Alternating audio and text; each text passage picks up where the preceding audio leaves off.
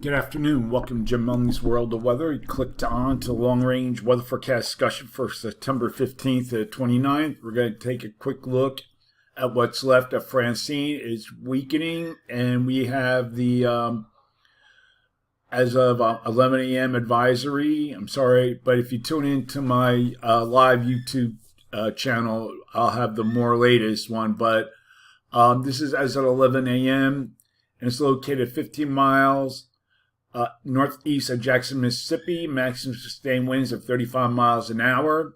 Movement is towards the north at 14 miles an hour, and the minimal central pressure has come up now to 996 millibar, 29.42 inches. So it continues to weaken and move to the north, bringing some rain, and we'll look at the rainfall totals that are expected during this time period. We're going to go to day one, and you can still see there's still a lot of rain coming with this in the orange or red, about 2-3 inches, and then we'll go to day two.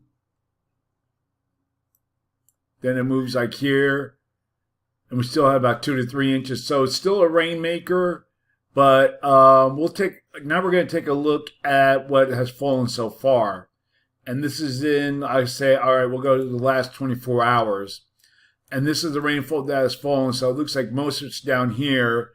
And this is more situated, I think, in the purple here. So there's been 6 inches of rain or more across this area here. And there's some other pockets where they've been occurring. So we have that going on. We'll get back to this in a minute. But, okay, we're going to get back to the forecast, and this will be for September 15th to 19th. And this is what we have here. Trough digs into the west, ridging here across the eastern Canada, causing warm temperatures. Here's Francine, and this is the pattern that we're looking at. Now, we'll have this trough in the west, along with a frontal boundary, which cause widespread showers and mountain snow to the west. And we'll take a look at that at the surface. Got to get to the right map. This is 15th to 19th. Okay, we'll look at the GFS. And there is some snow in the Sierra Nevadas and so forth, the normal areas. And also across, you can see here, mixed with the rain and so forth. So, that will be that story there, and then the ridge in the east will continue warm and dry conditions. And we have a ridge along with the weak upper low associated with once was Francine, and another disturbance over the Atlantic. That's what we're looking at over here. This has a chance of developing.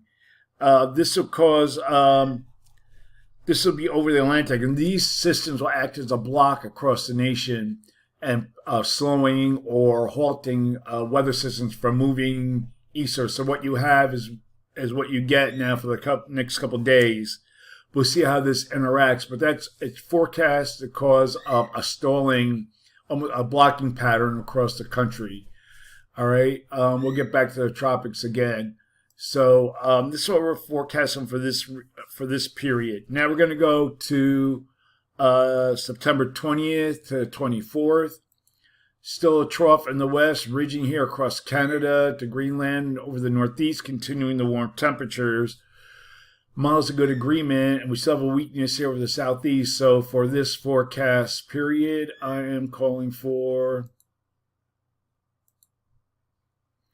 below normal temperatures here, and I'm calling for anomalies of 2 to 4 degrees below normal, above normal temperatures here, and I'm calling for anomalies to be near 8 degrees or more, especially across this red area here.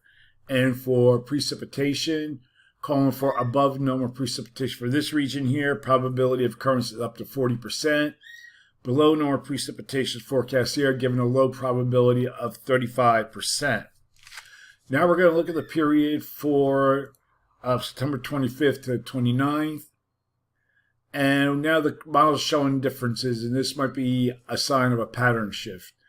We'll see if that comes true because they're showing on different things. Now, if you look at the GFS, the American model has a ridge here, trough that digs into the center of the nation, and ridging here that goes up into Canada. Its ensembles, it has, along with the European ensembles, have the trough more to the west and weaker, more to the west and weaker as the European ensemble does, and a ridge here in the east.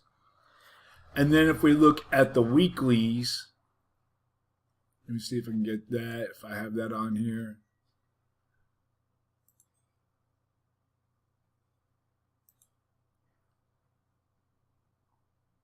Okay, I don't have that. Thought I did. The weeklies are more in line like this as the ensembles.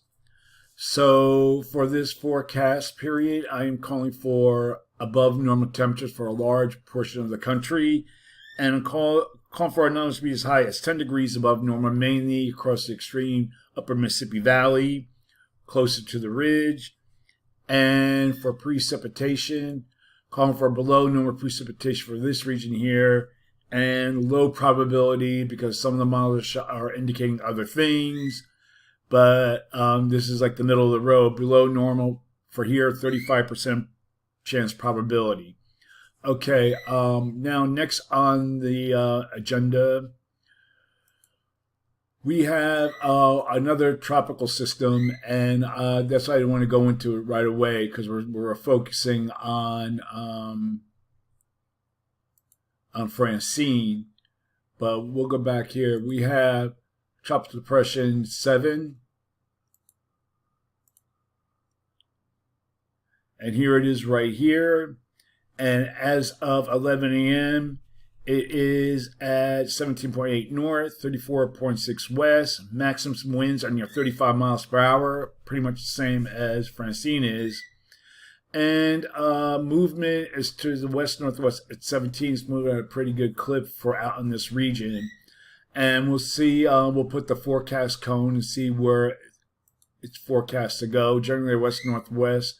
And as we get further out, of course, we have the larger area of uncertainty out here. So we'll take a look at the models and see what they have to say about this. And we're going to start here. And keep your eye here. This is the system we're watching, 7. And then we go out here.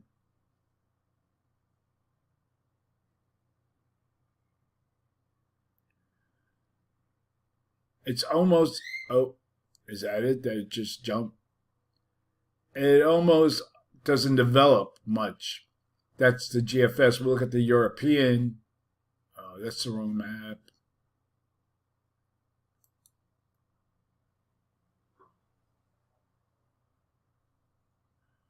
Okay, the wrong map was loaded.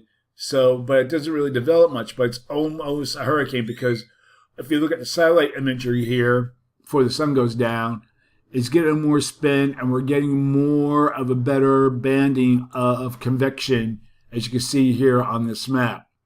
And we'll use the infrared, get a better look at the convection. And it's mostly on the western and southern side, or the eastern and southern side of the storm. And it's showing better banding features here. So this is mostly activity situated here, and this is the outflow. But we'll see. And then we have another tropical wave moving out here over the Atlantic, and we'll see how it is. So this might be the time when things are happening. And of course, we got to watch here off the southeast coast, closer to home. But this is a sign that more rising areas happen across the Atlantic, other than sinking. We wouldn't have anything since Ernesto. All right, so that's the long-range weather forecast discussion for September 15th to 29th. Thanks for coming, Jim Munley's World of Weather, and have a good day.